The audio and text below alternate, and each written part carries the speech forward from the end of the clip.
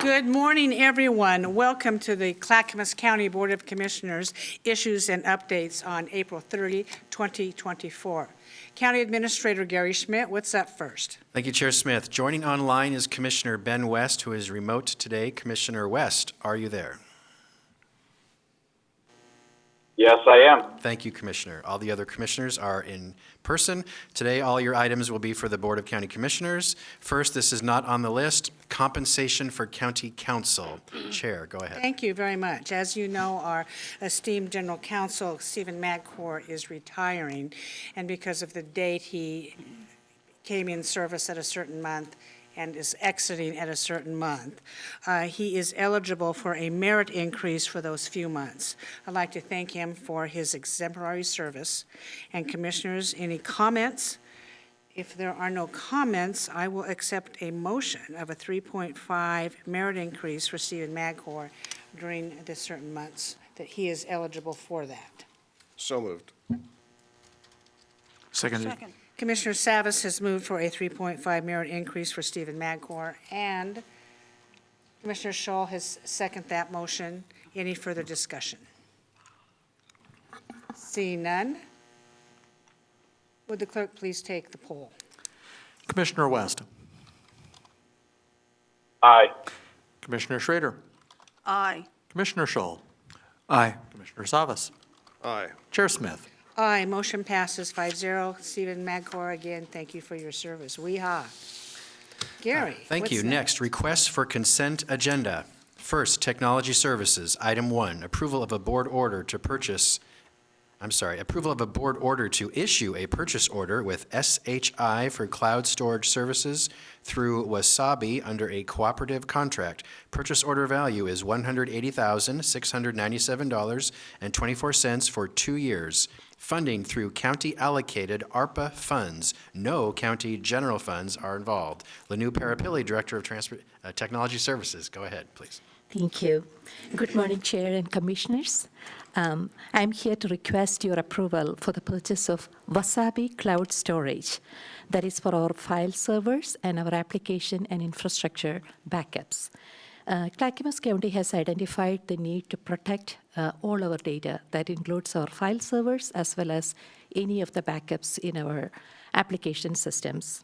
And this is against any of the regional outages or natural disasters, any cybersecurity incidents like ransomware, or any of the other threats. Wasabi Cloud Storage provides cloud-based storage across 2 of their regional data centers. One is in Plano, Texas. The other one is in Hillsborough. That will allow us to have the maximum protection because our data is going to be stored in multiple geographically diverse off-site location. And we will have access, of course, to this highly available access to this data. So we are requesting approval for a 2-year contract with SHI. It's using a cooperative agreement. The total contract value is $180,697 over 2 years.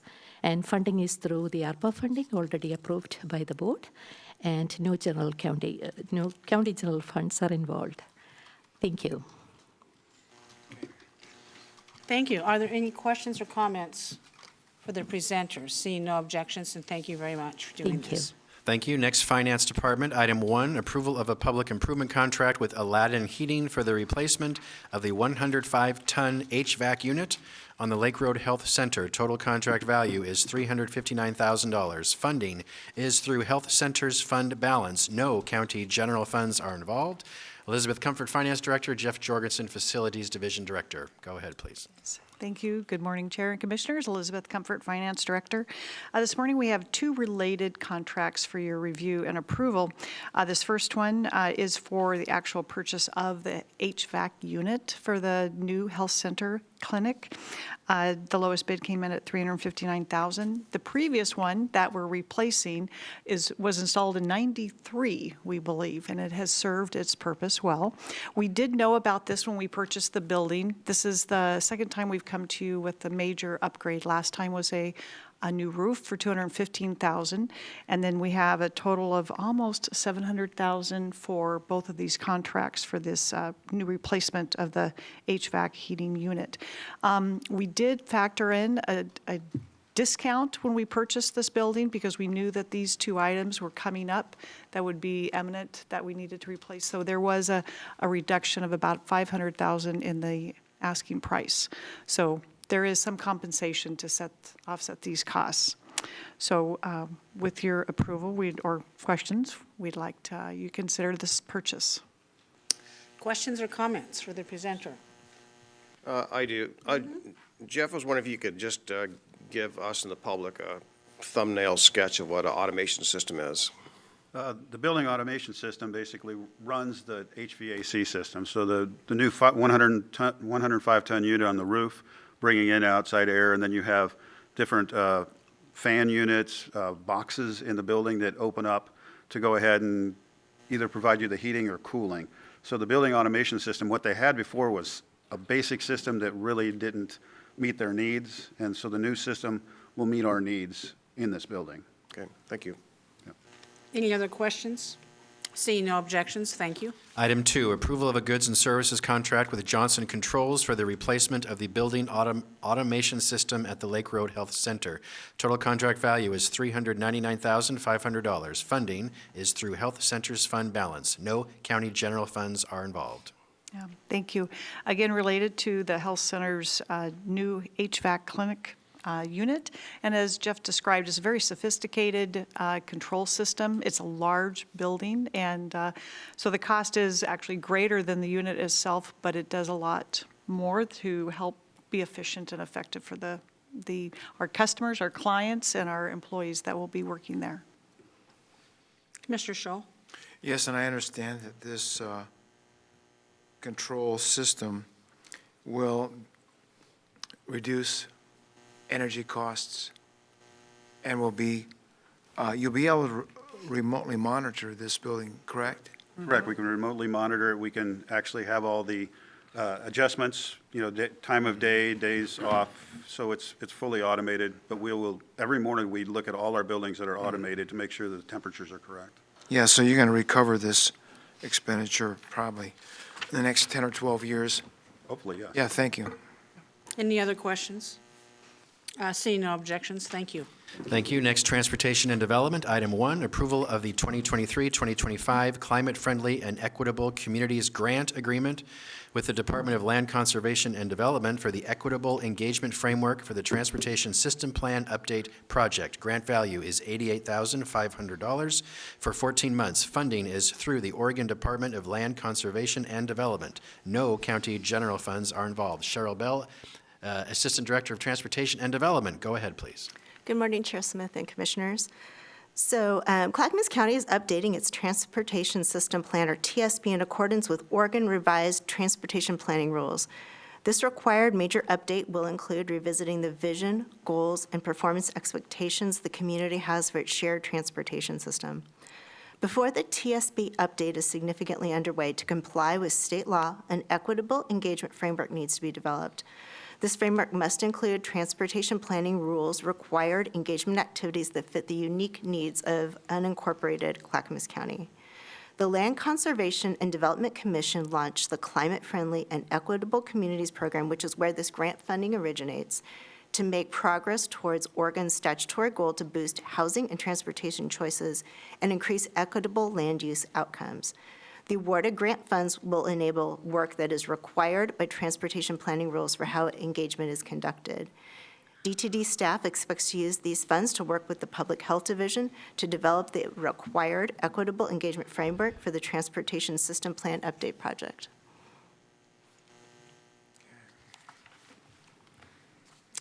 Seeing no objections, thank you.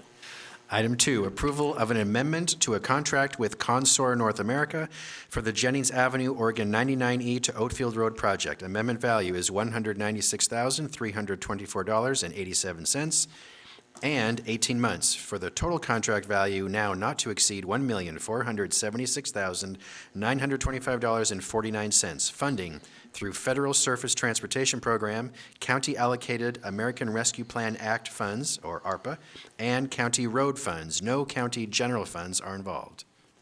So the county has obtained a federal surface transportation program funds through an intergovernmental agreement with the Oregon Department of Transportation to construct improvements along Jennings Avenue from Oregon 99E or McLaughlin to Oatfield Road. The improvements include constructing curb-tight sidewalks on the north side of the road and constructing bike lanes on both sides of the road to enhance bicycle and pedestrian connectivity.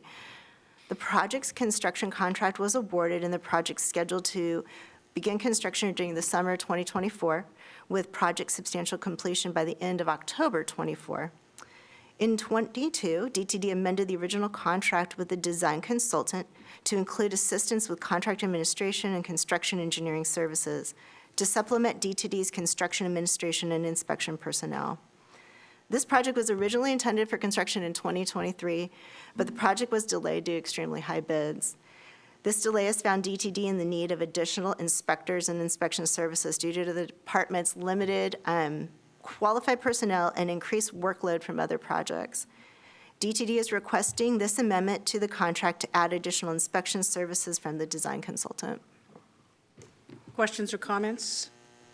Seeing no objections, thank you. Item 3, approval of a public improvement contract with N8 Holmond for the 362nd Paved Shoulders and Safety Improvement Project. Contract value is $1,653,153 for 14 months. Funding through Community Road Funds, Oregon House Bill 2017 Safety Funds, and Transportation System Development Charges. No county general funds are involved. Paved shoulders and safety improvements are needed on both sides of 362nd Avenue from Scogan Road to OR 211, south and west of the city of Sandy. This is due to the fact that the existing shoulders are very narrow and steep. To address these concerns, the safety improvements in this contract will include widening and paving existing shoulders and adding flashing beacons at the intersections of Southeast Deming Road, Southeast Scogan Road, and Southeast Colorado Road. For this contract, DTD went through the procurement process through an invitation to bid. Bid proposals were publicly opened on March 7, 2024, and the county received 4 bids in response. After review of bid proposals, contracting with N.A. Holman, Inc. was determined to be the best interest of the county based upon the evaluation of the bids. The contract will be funded through Community Road Funds, Transportation System Development Charges, and HB 2017 Safety Funds. Construction is expected to be completed by the end of October 2024, with the contract ending in June 30, 2025 to allow for seating establishment. Questions or comments? Commissioner Scholl. Yes, good morning. Will this include addition of guardrails, because some of those shoulders are very narrow and it's very steep if you go off the road? I don't know if Well- there's guardrails, but I can look into that for you. So it's just going to be extended rock shoulders, is that right? With culverts added as required? I'm going to go ahead and look into that Okay. for you because I'm not sure the extent of Good. what the actual improvements are on the Okay. sides. Thank you. This is an important safety project because, and there's spots on 362nd, if you go off the road, it's not going to be good. It's very steep. It is steep over there. Thank you. See no further questions and no objections, thank you. Thank you. Thank you. Next, Health, Housing, Human Services. Item 1, approval of an amendment updating the language, extending the duration, and increasing funding for a personal services contract with MTR Western for the operation of the last mile shuttle services. The amendment value is $1,118,569.68 for 1 year. Contract value, total contract value is increased to $3,074,937.82 for 3 years. Funding through statewide transportation improvement funds. No county general funds are involved. Adam Brown, Deputy Director of Health, Housing, Human Services. Go ahead, please. Good morning, Chair Smith, Commissioners. Adam Brown, Deputy Director, Health, Housing, and Human Services. So we receive about $3 million of statewide transportation improvement funds annually from TriMet for the Regional Coordination Program. and a portion of these funds are contracted here with MTR Western to operate the Oregon City, Clackamas Industrial, CCC Express, and Estacada last mile shuttles. This amendment extends those services for an additional year through June 30th, 2025, and will provide an anticipated 22,000 rides to our residents each year. Wow. Any other questions? Shaw? Yes, good morning. Good Adam. morning. Is this program still providing front door pickup upon request? That's a good question. I can Yeah. connect with the I think program that's- manager and ask. Yeah. That's what we looked at a few years ago when this started up. And the 22,000, is that an expected ridership per year? That's right. And I believe last year it was around 19,500 or so, and they expect the ridership to grow, increase as we expand the services. Okay, thanks. Thank you. Seeing no objections? Item 2, approval of an amendment increasing funding of an intergovernmental agreement with the Oregon Health Authority for the financing of community mental health, addiction, treatment, recovery, and prevention, and problem gambling services. Amendment value is $10,000 for 18 months. Total agreement value is increased to $15,854,233.26 for 18 months. Funding is through the Oregon Health Authority. No county general funds are involved. And this is just a small increase on a very large agreement, but it's an incentive payment that was offered by the state. So as part of our mobile crisis system, our behavioral health teams provide tailored crisis services to children up to 20 years of age and their families. And the services are designed to maintain the child or individual in their current living arrangement, prevent unnecessary emergency room visits and hospitalizations, stabilize their behavioral health needs, and improve their overall well-being. The state has offered incentives for program performance, and in this case, we're receiving this $10,000 because at least half of our responses included a 2-person mobile crisis team that included a qualified mental health professional and family support specialist. So they monitor the metrics. This program is very successful for us, it's very meaningful for our community, and we get this small bonus for that. Good. Any questions or comments? Seeing no objections. Item 3, approval of an amendment modifying the award and increasing funding to the Revenue Intergovernmental Agreement with the Oregon Health Authority for the financing of public health services. The amendment value is $297,534.33 for 17 months. The total agreement value is increased to $6,261,997 for 2 years, funding through federal and state grants. No county general funds are involved. So the last item was an amendment to our master grant agreement as the local mental health authority. This is an amendment to our agreement as the local public health authority. And this is just a cleanup amendment that, this contract allows us to provide core public health services. And this is a housekeeping amendment where the funding's already been included into our program planning. It incorporates anticipated carryover funding from the prior fiscal year, and then also additional funding that the state has made available as part of their reallocation processes. So when the state, over the course of the year, looks at spending across jurisdictions, we often raise our hand and say we can make good use of that money here locally. And so there's some funding that's been reallocated from other jurisdictions to our public health programs. So this funds WIC, COVID disease surveillance, public health infrastructure, the tobacco retail licensing program, et cetera. Okay, any questions or comments? Seeing no objections, thank you, Adam.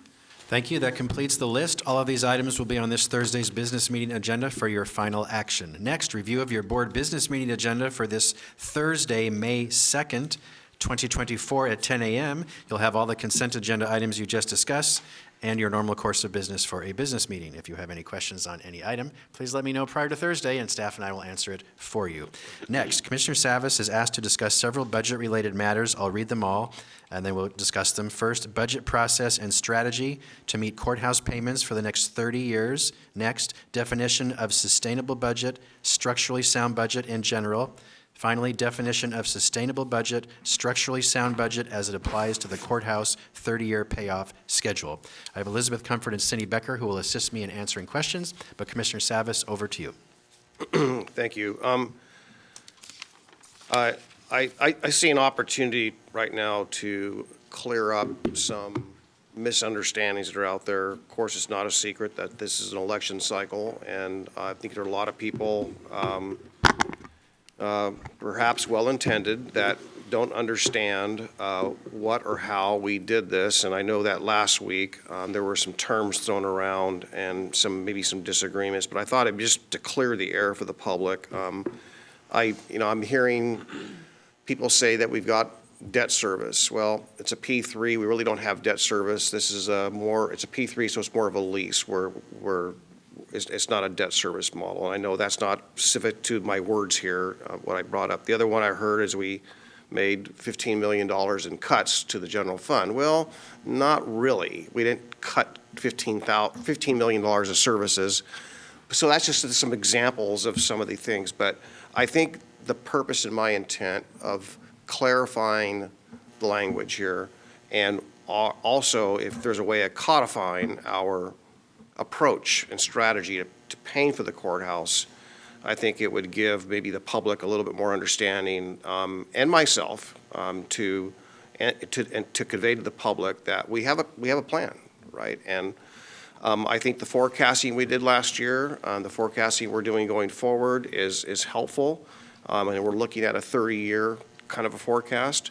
But I know there's some words thrown around there. I appreciate the conversation. And the other unclear thing, and I think I got clarity, last year was stated that there was, or not last, but last week it was stated that there's $90 million in reserves. I thought it was 60 and 30, 60 in reserves and 30 in contingency. So clarification on those would be helpful, and possibly a recommendation of how we codify these definitions as it applies to meeting the courthouse obligation. Who's next? Let's see. So I'm Elizabeth Comfort, Finance Director, and I have been with the county 4.5 years. And part of my first assignment was to work on the budget, and found that the forecast was about 3 years long. And knowing that we were looking at a courthouse, we quickly developed a 30-year look. And immediately with the 2021 budget, started thinking, how can we be strategic in being sound in our decisions for 30 years? And that has been an ongoing conversation, ongoing exercise, because a forecast is a living document, as we've talked about many times. And we talk about structural versus sustainable budgets. And so, we've got a couple of definitions. We've shared these in the past, but structural is, does it support many years of spending without breaking, right? And sustainable means that you're not compromising anything today for the long term. And I believe we've met both of these in our 30-year projection. There's lots of different ways you can say what these sustainable and structurally sound are, but those are just, I think, the nuts and bolts that we're taking into account today. We're not sacrificing today for tomorrow, and we're not making decisions for today that hurt tomorrow. So I believe we've taken those. And so, hi, this is Cindy Becker. One more thing I would just add. We don't have a policy. We've basically been using what is standard practice. So we did also verify what we're doing actually with the GFOA, Government Finance Officers Association. And again, to add to what Elizabeth was talking about, you'll see various definitions of structural and sustainable. One of the things that Liz talked about is that to be structurally sound, you're using one-time revenue for one-time expenses and ongoing revenue for ongoing expenses. So if you, in fact, are using one-time revenue for ongoing operations costs, that means you're not structurally sound. And through Finance Department have been very attentive to that, and in fact always reminds the departments when they're trying to use certain one-time funds for things that aren't one-time, that has to be changed. Also in sustainability talks about, again, as Elizabeth said, government's ability to manage its finances so it can meet its spending commitments into the future. To be honest with you, I haven't seen a lot of 30-year forecasts, and it was done specifically for the courthouse. I mean, in 30 years, some of us, I think probably Commissioner Scholl and I will be dead. And so we won't have to worry about it in year 30. But I think, kudos to the county for actually doing that forecast of 30 years. And it's, as Elizabeth said, it's not stagnant. As we get new information, as the board makes different decisions, those are all put into the forecast, and that model is continually updated. So I think you have a very responsive forecast to what's going on. If the board wants a policy on sustainability and structured budget, we can do that. We can create a finance policy and do that, bring that to the board. That's not a problem. Again, we do use the definitions that are standard operating procedure, and we can refer to certainly GFOA and other such organizations. And just to cover that, so if we do a policy, I think that's great. Oregon budget law covers just 1 year at a time. It says your budget must be balanced, so I just wanted to add that. So also talking about the 30-year forecast, we look at assumptions like, well, how do we do 30 years? Well, we have a number of assumptions. We work with our assessor's office on property tax assessments. We make assumptions, right? We have a whole tab dedicated to assumptions with factors. Is it 3%, 2.5%? Is it going up? Is it going down? So in revenues, we look at the property tax growth. We have a minimum in the state of Oregon. We have a 3% minimum of what we have. And if, we can gain more infrastructure, then that increases that 3%. I think we were at 4.5% this last year. And also franchise fees, state revenue shares. We have marijuana, liquor, cigarette tax. Those come in also. And revenue charges and fees for our services. Those also play into the forecast. Can we increase those? We have services. I mean, we just talked about the health center clinic, and we're charging fees. We get a lot of federal grants for that, but we also charge our clients fees. So we look into all those revenues as well as we look at the expenditures. We have PERS, we have personnel, vacancies, we factor that in. Right now, I think in our forecast, we have a 3% vacancy that we add into that in addition to what the department's budget, because we now have them budgeting vacancies because we know we have employee turnover. I think I said PERS. We also look at capital projects. We have to have maintenance. We have to have replacement. So we factor that into our existing buildings. We don't have enough capital reserves, so we are doing this year by year, but we built into the forecast some reserves that we talked about a couple of years ago, building into our budget. And so we take all the operations and we say, how does that play out? What do we know today that can help us in the future? And then we also have a section that Gary mentioned that we have placeholders, or you mentioned, where if we think that something's going to happen that we're talking about, when we talked about funding for the library, we put that in. How will that look? How much can the general fund support or afford without breaking the bank at the end of 30 years? So we're always looking at 30 years out. So it's as much comprehensive as we can do at this time. And of course, it's a living document because we don't know what's going to happen next year. We don't know if we're going to have another COVID or what that will look like. But anyway, I just want to assure you, you've seen the document. And as Cindy said, we're always updating it. I think we got the last update yesterday at 2:30. So it is, and with budget season, we're putting in our best projections. And then we're also putting in our budgets. And we know our budgets, we don't spend 100%, so we know we have some wiggle room in there as well, and that's why we add even that vacancy factor. I do want to say we rely on the departments heavily for accuracy. So when we talk about projections, it is key that the departments project accurately because the year-end balance plays directly into the beginning year. So if we have underestimates, that'll hurt us. If we have overestimates, that will hurt us because we're trying to get, and at this time of the year, we should really know how the next 2 months are going to play. So those projections are critical. And the departments is when they're exercising better budgets, because now we're budgeting actuals year-over-year trends, not budget to budget. And that is helping us true up our accuracy in our budgeting and our accounting and our projections. So the departments for the most part, have really partnered with us and support what we're doing. They get it. We've got great finance teams in the departments that work with us, and the department directors, they get it. The folks that have come on, over the course of the years, I will add, have come from institutions and organizations that have been doing this as a practice, so they understand. We have had some training, some learning curves with folks where that hasn't been our practice at Clackamas County for years. So it has been a change, but I believe the buy-in has been well-received, and we have a great document for you. One last thing I did want to comment, Commissioner Savas, you said on the $15 million, we did make $15 million in reductions. We didn't make $15 million reduction in services. So we were able, the departments were great in coming to the table with alternative funding on how some of those dollars can be replaced, but we just want to differentiate that we did save the money, but we didn't cut all those services. With Yeah. cost allocations. And, yes, with cost allocations, made a big impact on that in the change in cost allocation. Yeah, that was something that I kept on hearing. We cut services by $15 million, and no, that's not what we did. We made $50 million in adjustments and so forth, though. So we've been very clear about that. It's been received, that's $50 million differently.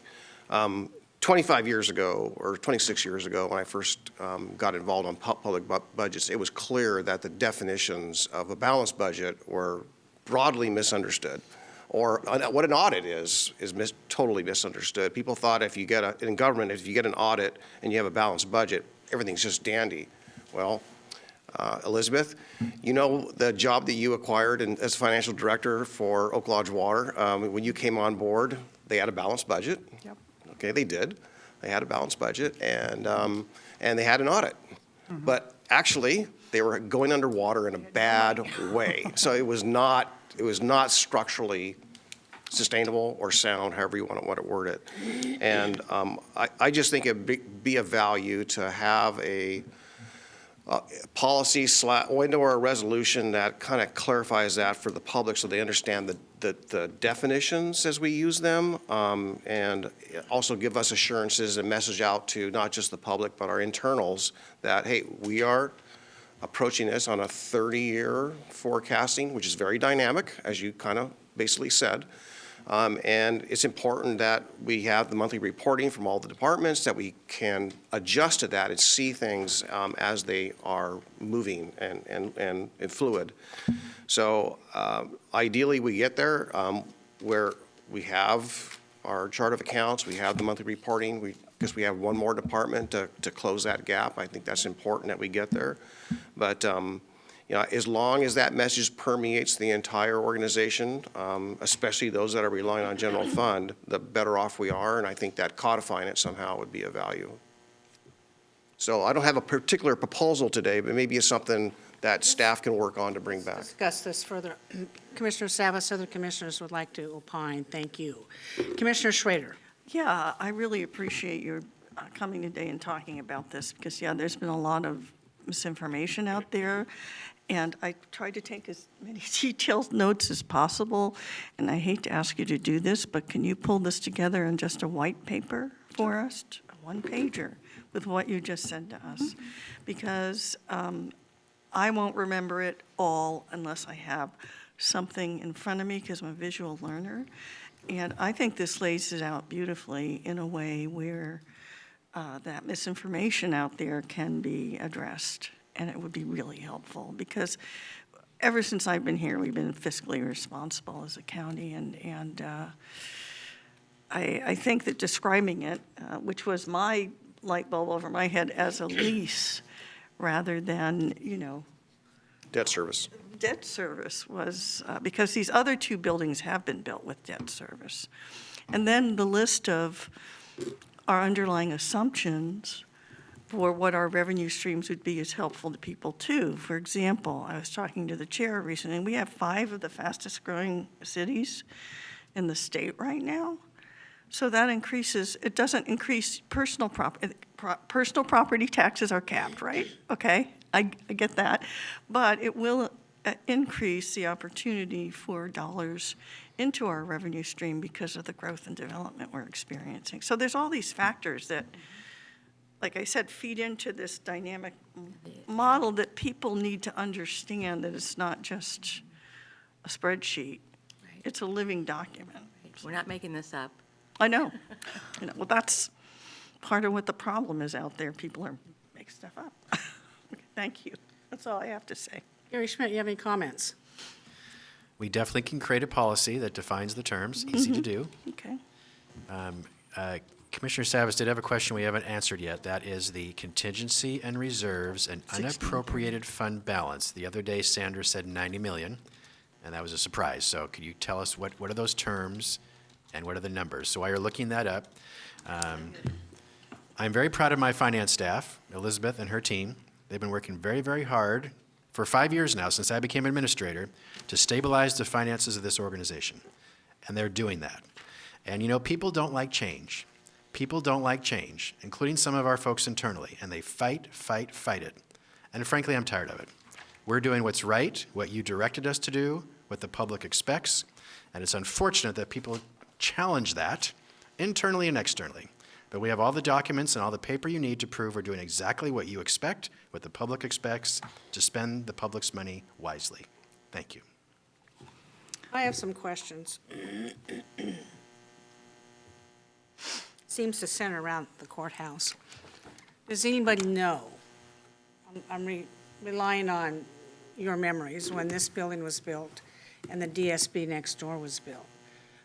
During that time, did they project out 30 years to make sure they were able to make the payments? Does anybody know? Not that I'm aware of. No, they did Not that not. I'm aware of. And somehow we're held to this standard that nobody else in the state of Oregon who has a government budget can possibly attain to. Gary, in 2029, the payments on this building will be exhausted because it will be paid off. Correct. And that frees up how much general fund? Yes. I think it's about $5 million. Okay, we have 5 million there, commissioners, And we've included that in our forecast. We've taken that into consideration. in year 2029. Yes, it's actually fiscal year 27, 28. Oh, 27, 28. Oh, sooner. Okay. Why sooner if it's paid off in 29? So 29 is the first year without the payment. I see. Okay. And then on the old courthouse, on Main Street, what is the yearly maintenance on that? Oh, it's at least 50,000. I thought it was approximately 1 million. Is that not right? Oh, that's right, with all, yeah. Total maintenance. And that's for an old building. It's a very old Yeah. building, 1 million. And assuming something doesn't happen. Right. I mean, the HVAC system could go out on that, and I would think it'll be very expensive to replace in an old building. I have heard, Elizabeth, over time, that it was $1 million a year. Yeah, I apologize, about 50,000 something else for the courthouse. So there's the potential for $6 million, I'm sure has been worked into the budget, of savings to help with this. Plus you have a growth factor, and I know for a fact that there is more coming into Clackamas County that will increase our tax base. And going forward, I was surprised by the source, but I wanted to run it by you first because I didn't quite understand it. So I do feel comfortable on this. You know, the budget work we did, I thought was very good. And I really, my hat's off to you folks. And I'm able to talk about it, and it makes sense. Any other questions? Commissioner Scholl. Another thing, too, you need to add into that is the savings we'll see when we move out of other leased buildings in downtown Oregon City. Other lease buildings. Yes. Yes, the district attorney is leasing a building. So, Gary, any other Do questions? you have that or answer, comments? Elizabeth? I please? do. So we have three components to our reserves after our operating expenses. One is contingency, and that is by policy, and it's 10% of operating. And so that amount for this current fiscal year was budgeted $19 million. And then our reserves are 5% of, I think, another fact, I'm sorry, I don't have the definition, but there are two different formulas for contingency and reserve. And the reserve amount is $17.5 million. And then So those are built into our annual budget. And then we have an amount that we do not appropriate, which is the difference, which is called unappropriated ending fund balance, because we don't appropriate it. And that is $55.5 million in this current year. And what those dollars do, they're actually used to help balance and sustain us for the 30-year outlook. So those are not excess dollars that are available. They are actually part of, where you have a float or a cash flow, like in your bank, you see what is the float to keep you with your ups and downs. This is what our unappropriated ending fund balance reserve does. So it has a specific use. So the total of that in this budget year is $92 million.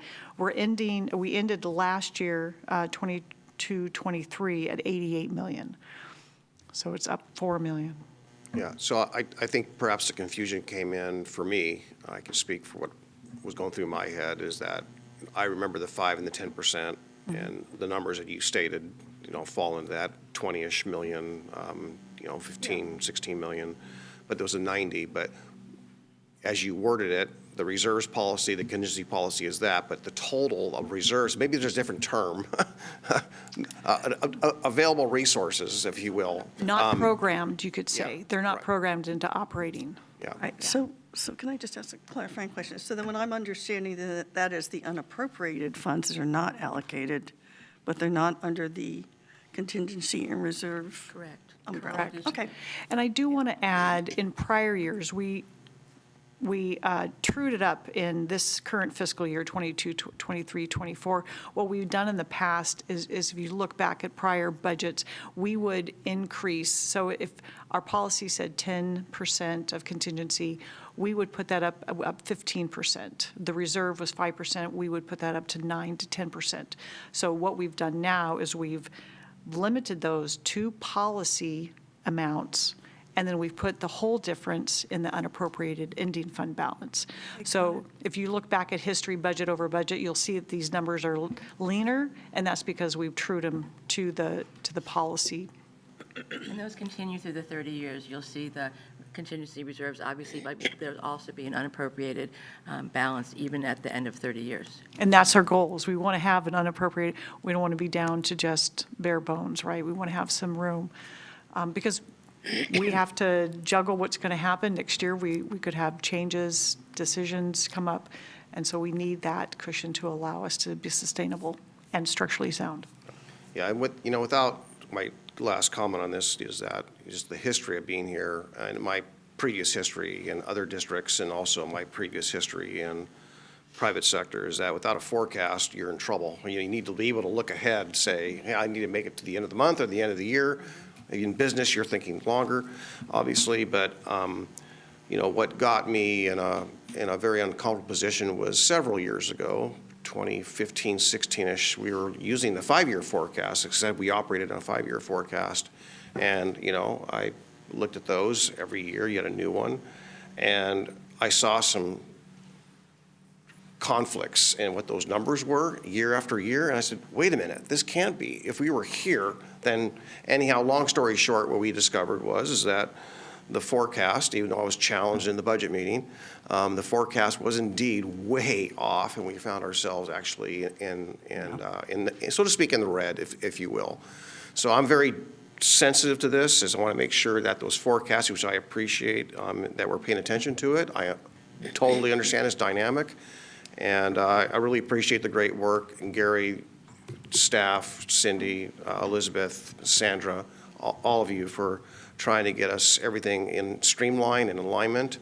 And I think we heard that loud and clear. And hopefully we have a smooth budget year process coming up in next month or so. And all these definitions aren't challenged or understandings or don't resurface again. I'm hoping. I'm an optimist. Thank you. We have 3 other commissioners, so these terms apply to all departments, correct, Gary? Yes. They do, and every single department elected or under the county need to comply with this.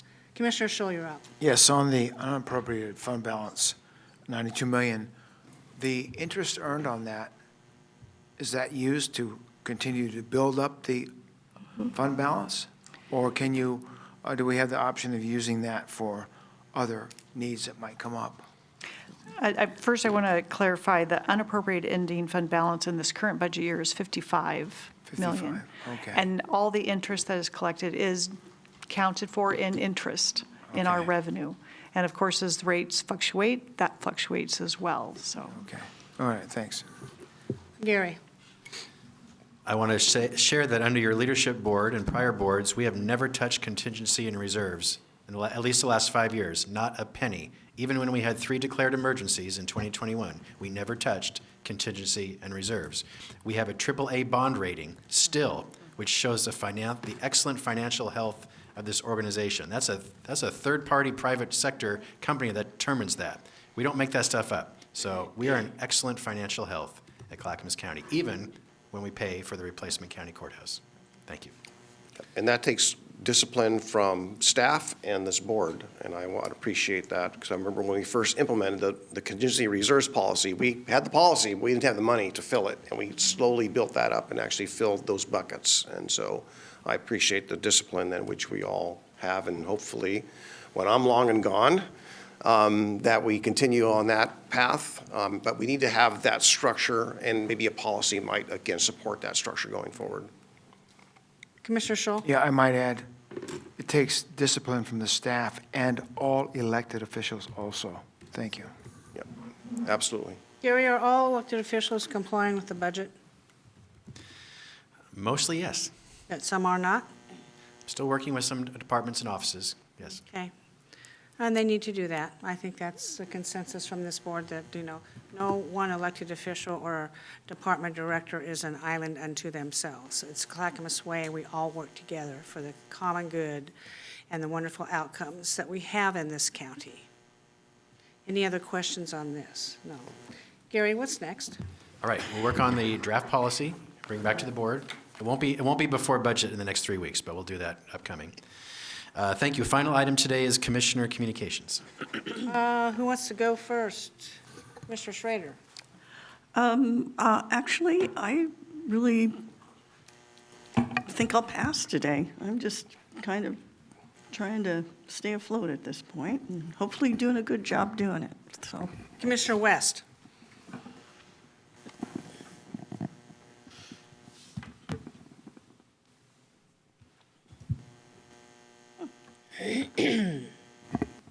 Commissioner West, are you online? Wait, can you guys hear me? Yes, now we can hear you. We are Okay. in Commissioner Communication. Perfect. I don't have much to add. This week, I actually really appreciate the budget conversations that were just happening. As it does get complicated, but I think that the board was really creative to get us to the point where we're at today to figure out how to prioritize the essential pieces of public safety, build the infrastructure that we need, while also adhering to our core values as a county. And I'm really proud of that work. And I will save some of my additional conversations and comments for later this week. So I'll leave it at that. And yeah, thank you for the great questions and the budget update. And Gary, thank you for your staff for all the creative and hard work you guys are doing to make sure that we are doing best practices and really be good stewards of public money. Thank you. Thank you. Commissioner Scholl? Yes, thank you. Last Wednesday, MPAC met, and we had a lively discussion on tipping fees. And as you know, there was a delay on the decision at Metro on that issue. Also, at MPAC, we heard a legislative update, housing update, and also a briefing on urban growth management decision. Now, MPAC will make a recommendation on that in September. And on the 82nd Avenue High-Capacity Transit Project, we met last Thursday. The steering committee voted on a bus rapid transit concept for 82nd Avenue, not a Metro or Max line.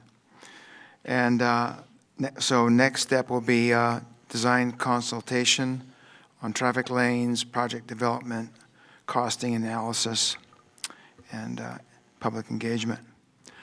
Sunday, I had the privilege of attending the Hall of Fame ceremony at Camp Withicum, which was really fun. I saw a lot of folks there that I worked with, some of the men I was with in Iraq. We had a good time. Tomorrow morning, I'll be at the CSAP breakfast, and tomorrow afternoon, I'll be at the opening of the Cascadia Talbert Health Center. Then Thursday morning, Tualatin Valley State of the City, and then Saturday, I'll attend the Tualatin Valley Fire and Rescue Awards ceremony. Thank you. Commissioner Savas. Yeah, I'll just touch on a couple things. So we're preparing for the JPAC trip, where a number of the transportation organizations that are members of JPAC or connected with JPAC, the Joint Policy Advisory Committee on Transportation, go to our annual Washington, D.C. trip. And so we're putting together that package of projects and briefings. And once I have more material, I'll share that with you. Again, this is a regional lift, and appreciate our staff, the great work our staff are doing on being very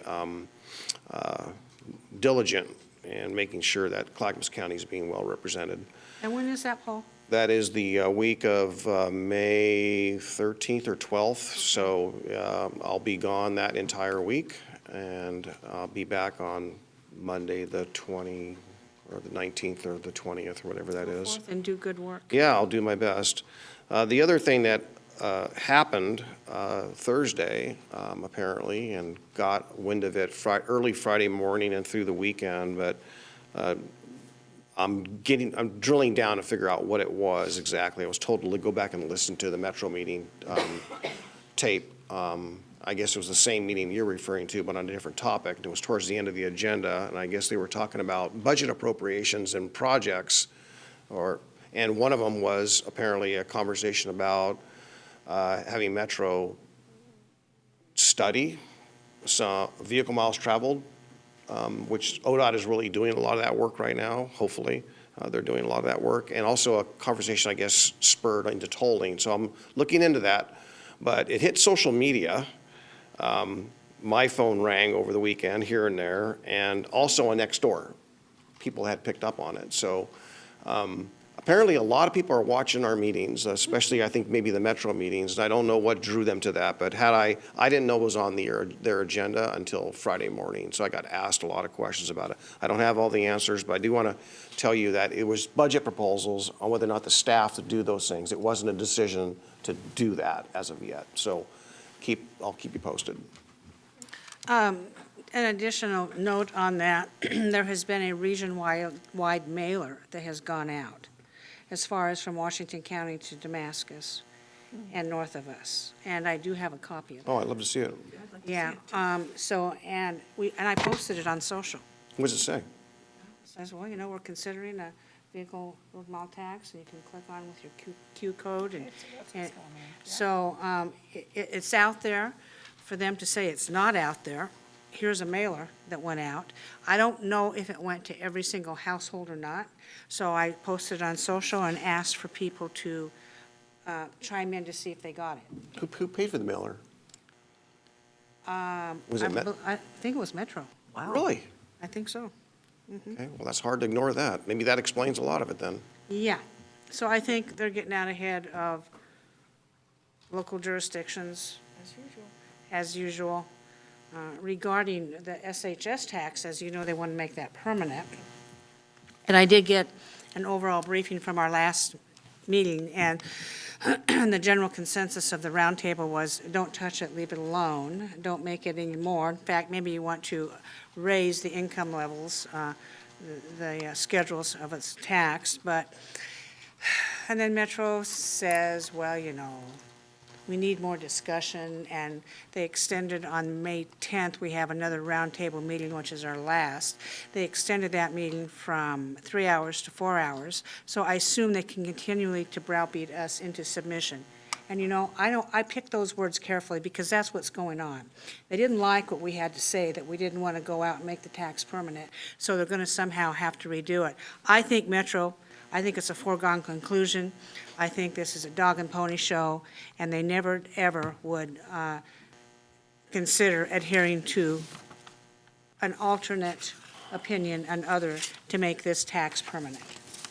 And they are hiring and hiring and hiring dozens and dozens of people with this money.